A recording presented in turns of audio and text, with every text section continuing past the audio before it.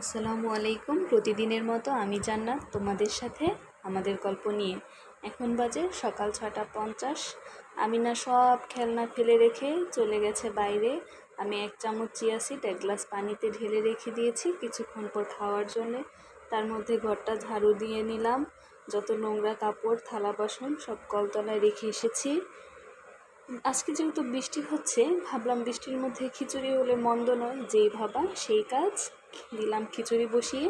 খিচুড়ি হতে হতে আমি কাঁথাগুলো নিয়ে ছাদে চলে গেছি। দেখতে পাচ্ছেন আজকের ওয়েদারটা।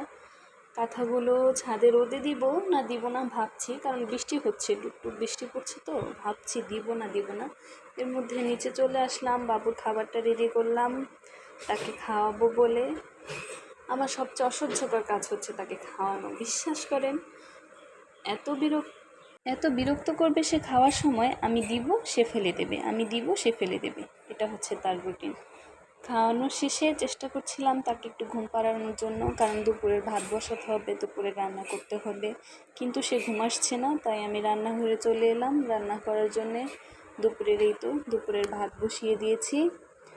ভাবলাম যে আজকে তেমন কিছু করব না, ভাত, আলু সেদ্ধ, ডাল। আলু সেদ্ধ, রাইস কুকারে আলু সেদ্ধ জড়িয়ে দিয়েছি, আলু সেদ্ধ হচ্ছে। তারপর হচ্ছে এখন বিকাল 4টা বাজে, আমরা চলে গেছি ছাদে। তারপর হচ্ছে আমরা গাছ থেকে আমরা পেরেছি, সেগুলো ঝাল লবণ মরিচ দিয়ে খাবো, তাই টেনটা না। তারপর হচ্ছে আমিনা বায়না ধরেছে সে কেক খাবে। আমি নিয়েছি 2টো ডিম, একটা হ্যান্ড উইক্স। দেখতে থাকুন। আমিনা 2টো ডিম নিয়েছে, ডিম 2টো আমরা ফাটিয়েছি। তারপর হচ্ছে আমরা মিক্সিং গ্রাইন্ডারে ঢেলেছি।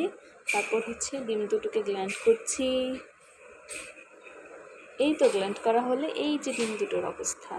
তারপর হচ্ছে এগুলোকে ময়দা চিনি দিয়ে আমরা সুন্দরভাবে মিক্স করছি। দেখছেন আমাদের দক্ষ রাঁধুনি কত সুন্দর করে মিক্স করতে পারে।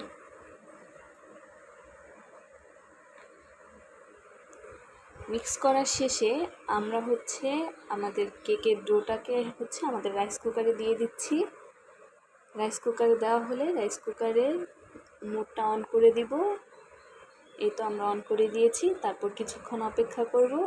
কিছুক্ষণ পর আমাদের কেকের অবস্থা দেখেছেন কত সুন্দর ফুলেছে রাইস কুকারে। আপনাদের যদি রেসিপি লাগে আমাদের কাছে অবশ্যই বলবেন, আমরা অবশ্যই জানাবো রেসিপি। আমাদের কেকের সবচেয়ে লাস্ট পার্ট। এবার দেখেন আমিনা কেকটা কাটছে। যখনই আমি কেক বানাই আমিনা কাটবে, আমিনা কেটে কত যে আনন্দ পায়। আমিনা খাচ্ছে, আপনাদের কাছে এক্সপ্রেশন দিচ্ছে।